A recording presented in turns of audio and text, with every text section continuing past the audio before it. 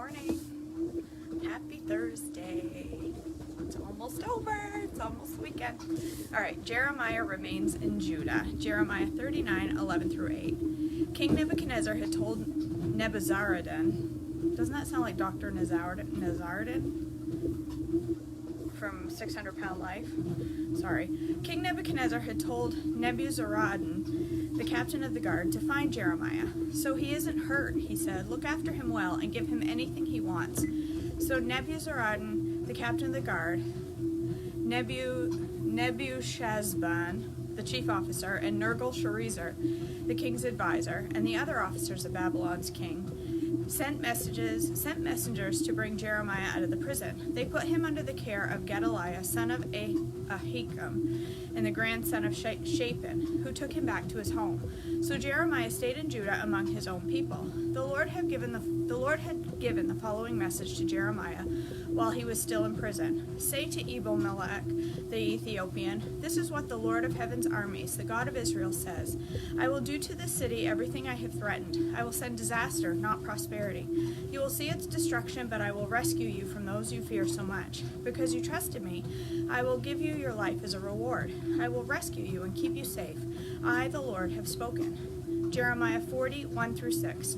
The Lord gave a message to Jeremiah after Nebuzaradan, the captain of the guard, had released him from Ramah. He had found Jeremiah bound in chains among all the other captives of Jerusalem and Judah who were being sent to exile in Babylon. The captain of the guard called for Jeremiah and said, The Lord your God has brought this disaster on this land, just as he said he would. For these people have sinned against the Lord and disobeyed him. That is why it happened. But I am going to take off your chains and let you go. If you want to come with me to Babylon, you are welcome. I will see that you are well cared for. But if you don't want to come, you may stay here. The whole land is before you. Go wherever you like. If you decide to stay, then return to Gedaliah, son of Ahikam and grandson of Shaphan. He has been appointed governor of Judah by the king of Babylon. Stay here with the people he rules, but it's up to you. Go wherever you like. Then Nebuzaradan, the captain of the guard, gave Jeremiah some food and money and let him go. So Jeremiah returned to Gedaliah, son of Ahikam, at Mizpah, and he lived in Judah with a few who were still left in the land. The temple destroyed, 2 Kings 25:8 through 21, 586 BC.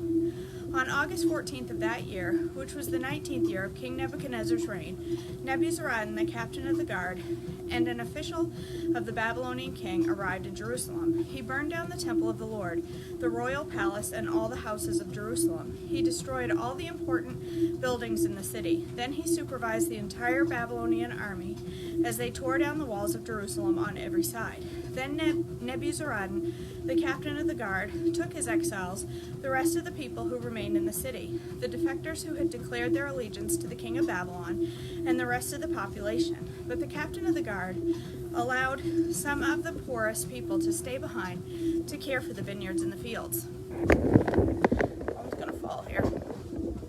The Babylonians broke up the bronze pillars in front of the Lord's temple, the bronze water carts, and the great bronze basin called the sea, and they carried all the bronze away to Babylon. They also took all the ash buckets, shovels, lamps, snuffers, ladles, and all the other bronze articles used for making sacrifices at the temple. My phone all of a sudden wants to not stay. It wants to fall over. The captain of the guard also took the incense burners and basins and all of the other articles made of pure gold or silver. The weight of the bronze from the two pillars, the sea, and the water carts was too great to be measured. These things had been made for the Lord's temple in the day of Solomon. Each of the pillars was 27 feet tall. The bronze capital on the top of each pillar was 7.5 feet high and was decorated with a network of bronze pomegranates all the way around. Nebuzaradan, the captain of the guard, took with him as prisoners Seraiah the high priest, Zephaniah the priest of the second rank, and the 3 chief gatekeepers. And from among the people still hiding in the city, he took an officer who had been in charge of the Judean army, 5 of the king's personal advisors to the army commander's chief secretary, who was in charge of the recruitment, and 60 other citizens. Nebuzaradan, the captain of the guard, took them all to the king of Babylon at Riblah. And there at Riblah, in the land of Hamath, the king of Babylon had them all put to death. So the people of Judah were sent into exile from their land. Jeremiah 52:12-27. On August 17th of that year, which was the 19th year of King Nebuchadnezzar's reign, Nebuzaradan, the captain of the guard and the official of the Babylonian king, arrived in Jerusalem. He burned down the temple of the Lord, the royal palace, and all the houses in Jerusalem. He destroyed all the important buildings in the city. Then he supervised the entire Babylonian army as they tore down the walls of Jerusalem on every side. Then Nebuzaradan, the captain of the guard, took as exiles some of the poorest of the people, and the rest of the people who remained in the city, the defectors who had declared their allegiance to the king of Babylon, and the rest of the craftsmen. But Nebuzaradan allowed some of the poorest people to stay behind to care for the vineyards and the fields. The Babylonians broke up the bronze pillars in front of the Lord's temple, the bronze water carts and the great bronze basin called the sea, and they carried all the bronze away to Babylon. They also took all the ash buckets, shovels, lamps, snuffers, basins, dishes, and all the other bronze articles used for making sacrifices at the temple. The captain of the guard also took the small bowls, incense burners, basins, pots, lampstands, ladles, bowls used for liquid offerings, and all other articles made of pure gold or silver. The weight of the bronze from the 2 pillars, the sea with the 12 bronze oxen beneath it, and the water carts was too great to be measured. These things had been made for the Lord's temple in the days of King Solomon. Each of the pillars was 27 feet tall and 18 feet in circumference. They were hollow with walls 3 inches thick. The bronze capital on the top of each pillar was 7.5 feet high and was decorated with a network of bronze pomegranates all the way around. There were 96 pomegranates on each side, and a total of 100 pomegranates on the network around the top. Nebuzaradan, the captain of the guard, took with him as prisoners Seraiah the high priest, Zephaniah the priest of the 2nd rank, and the 3 chief gatekeepers. And from among the people still hiding in the city, he took an officer who had been in charge of the Judean army, 7 of the king's personal advisors, the army commander's chief secretary who was in charge of recruitment, and 60 other citizens. Nebuzaradan, the captain of the guard, took them all to the king of Babylon at Riblah, and there at Riblah in the land of Hamath, the king of Babylon had them all put to death. So the people of Judah were sent into exile from their land. 2 Chronicles 36:15-21. The Lord, the God of their ancestors, repeatedly sent his prophets to warn those, for he had compassion on his people and his temple. But the people mocked these messengers of God and despised their words. They scoffed at the prophets until the Lord's anger could no longer be restrained, and nothing could be done. So the Lord brought the king of Babylon against them. The Babylonians killed Judah's young men, even chasing after them into the temple. They had no pity on the people, killing both young men and young women, and the old and the infirm. God handed all of them over to Nebuchadnezzar. The king took home to Babylon all the articles, large and small, used in the temple, and the treasures from both the Lord's temple and from the palace of the king's officials. Then his army burned the temple of God, tore down the walls of Jerusalem, burned all the palaces, and completely destroyed everything of value. The few who survived were taken as exiles to Babylon, and they became servants to the king and his sons until the kingdom of Persia came to power. So this message of the Lord spoken through Jeremiah was fulfilled. The land finally enjoyed its Sabbath rest, lying desolate until the 70 years were fulfilled, just as the prophet had said. Jeremiah wrote Lamentations to mourn the destruction of Jerusalem in 586 BC, and in the beginning of the exile.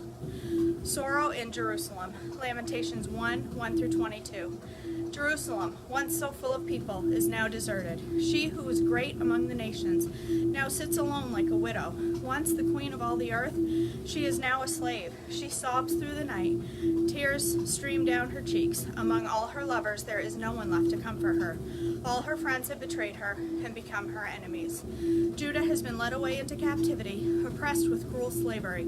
She lives among foreign nations and has no place of rest. Her enemies have chased her down, and she has nowhere to turn. The roads to Jerusalem are in mourning, for the crowds no longer come to celebrate the festivals. The city gates are silent, her priests groan, and her young women are crying. How bitter is her fate. Her oppressors have become her masters, and her enemies prosper, for the Lord has punished Jerusalem for her many sins. Her children have been captured and taken away to distant lands. All the majesty of beautiful Jerusalem has been stripped away. Her princes are like starving deer searching for pasture. They are too weak to run from the pursuing enemy. In the midst of her sadness and wandering, Jerusalem remembers her ancient splendor. But now she has fallen to her enemy, and there is no one to help her. Her enemy struck her down and laughed as she fell. Jerusalem had sinned greatly, so she has been tossed away like a filthy rag. All who once honored her now despise her, for they have seen her stripped naked and humiliated. All she can do is groan and hide her face. She defiled herself with immorality and gave no thought to her future. Now she lies in the gutter with no one to lift her out. Lord, see my misery, she cries. The enemy has triumphed. The enemy has plundered her completely, taking every precious thing she owns. She has seen foreigners violate her sacred temple, the place the Lord had forbidden them to enter. Her people groan as they search for bread. They have sold their treasures for food to stay alive. O Lord, look, she mourns, and see how I am despised. Does it mean nothing to you, all who pass by me? Look around and see if there is any suffering like mine, which the Lord has brought on me when he erupted in fierce anger. He has sent fire from heaven that burns in my bones. He has placed a trap in my path and turned me back. He has left me devastated, racked with sickness all day long. He wove my sins into ropes to hitch me to a yoke of captivity. The Lord sapped my strength and turned me over to my enemies. I am helpless in their hands. The Lord has treated my mighty men with contempt. At his command, a great army has come to crush my young warriors. The Lord has trampled his beloved city, like grapes are trampled in a winepress. For all these things I weep. Tears flow down my cheeks. No one is here to comfort me. Any who might encourage me are far away. My children have no future, for the enemy has conquered us. Jerusalem reaches out for help, but no one comforts her. Regarding his people Israel, the Lord has said, let their neighbors be their enemies. Let them be thrown away like a filthy rag. The Lord is right, Jerusalem says, for I rebelled against him. Listen, people everywhere, look upon my anguish and despair, for my sons and daughters have been taken captive to distant lands. I begged my allies for help, but they betrayed me. My priests and leaders starved to death in the city, even as they search for food to save their lives. Lord, see my anguish. My heart is broken, and my soul despairs, for I have rebelled against you. In the streets, the sword kills, and at home there is only death. Others heard my groans, but no one turned to comfort me. When my enemies heard about my troubles, they were happy to see what you had done. Oh, bring the day you promised, when they will suffer as I have suffered. Look at all their evil deeds, Lord. Punish them as you have punished me. For all my sins, my groans are many, and I am sick at heart. All right, that's it for today. Ending on a high note. Lamentations is so sad. I guess that's why it's called Lamentations. All right, that's it for this morning. Thanks for joining. I'm gonna go upstairs and make a pumpkin spice latte with maple cold foam. That's what I'm gonna make. So I hope you join me for that, and I will see you back tomorrow morning for more Treadmill Devotions. Yeah, that's it. Have a wonderful day, you guys. Love you all. Bye.